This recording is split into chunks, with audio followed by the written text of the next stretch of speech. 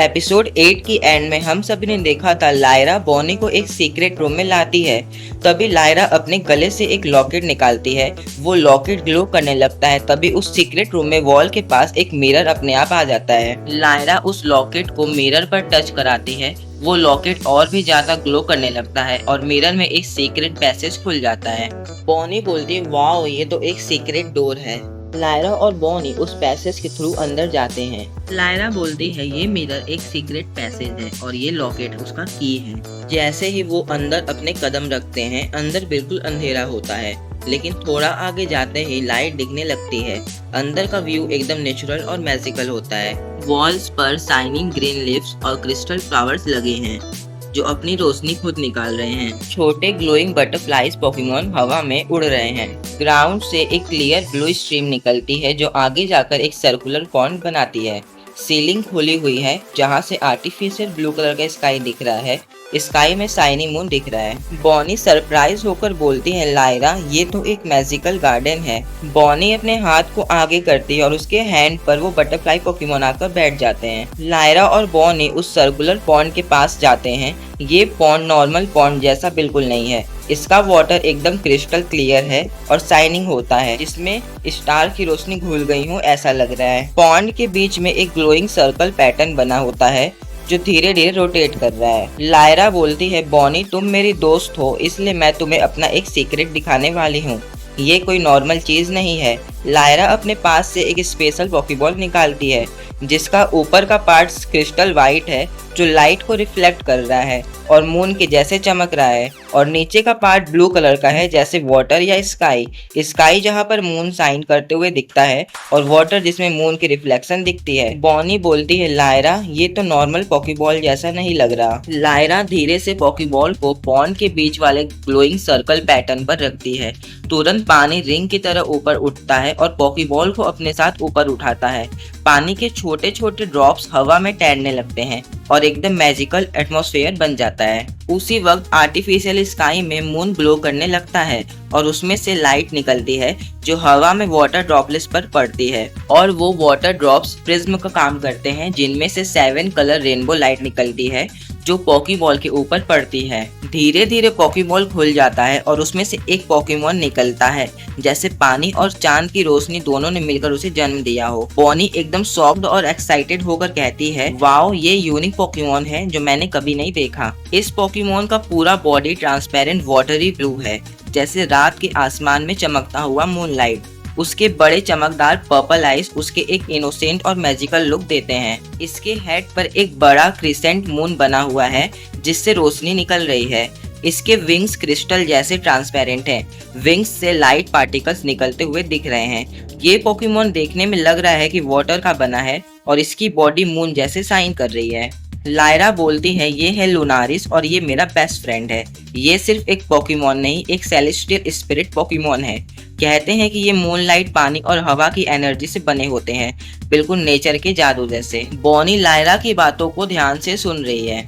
Lyra बोलती है, इस टाइप के पोकेमॉन बहुत रेयर होते हैं। लुनारिस मून, वाटर और फ्लाइंग टाइप का है, लेकिन इस टाइप के और भी पोकेमॉन एग्जिस्ट करते हैं। हर एक पोकेमॉन अलग एलिमेंट के सिंबल हैं।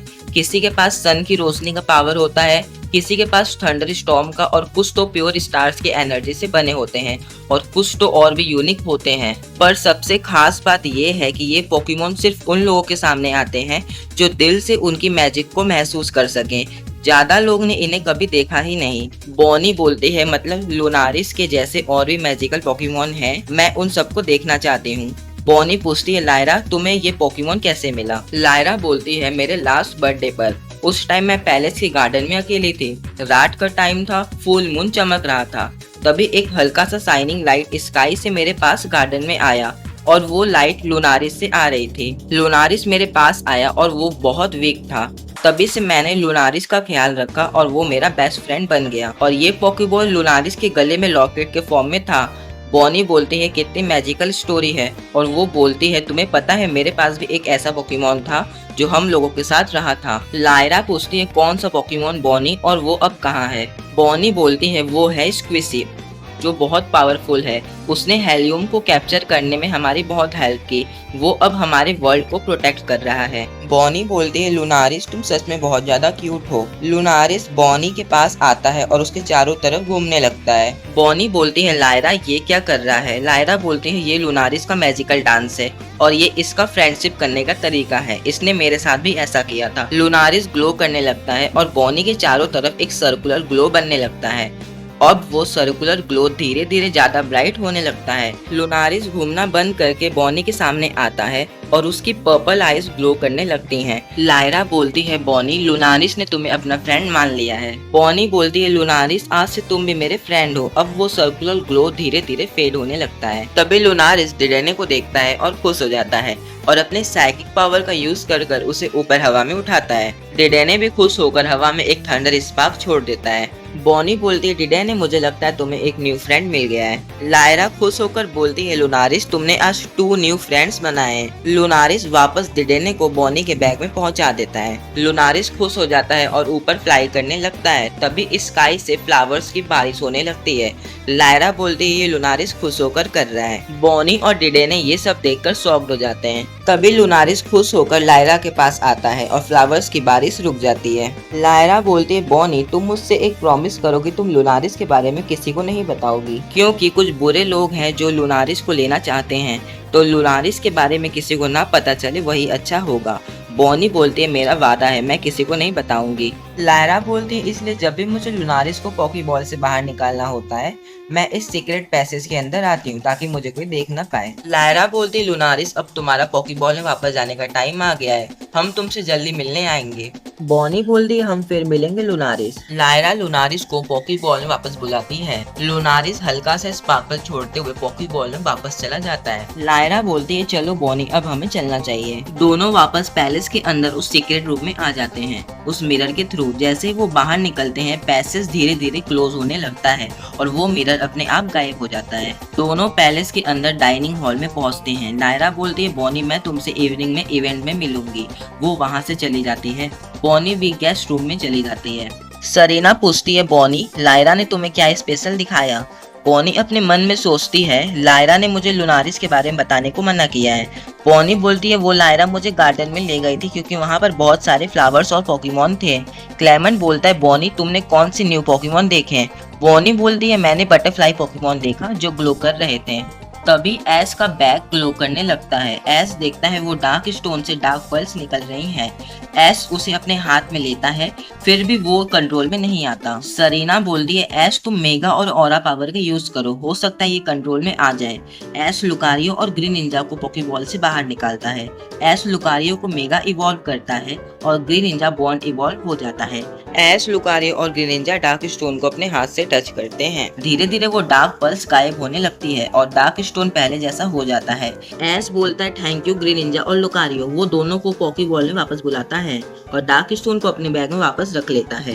क्लेमेंट बोलता है, चलो हम सभी बाहर चलते हैं एडवेंचर पर और हम लोग इवनिंग तक आ जाएंगे। सभी क्वीन सोफिया के पास आते हैं ये बात बताने के लिए। क्वीन सोफिया बोलती है, ठीक है तुम सभी ल्यूमिनिकॉर्न्स के साथ चले जाओ क्योंकि उन्हें मायूरन रीजन के सभी रास्तों और एरिया के बारे में पता है। ऐश, सरीना, क्लेमेंट, बॉनी और क्वीन सोफिया जहाँ पर पैलेस के अंदर सभी ल्यूमिनिकॉर्न्स होते हैं वहाँ पर आते हैं। वहाँ पर बहुत सारे ल्यूमिनिकॉर्न्स हैं।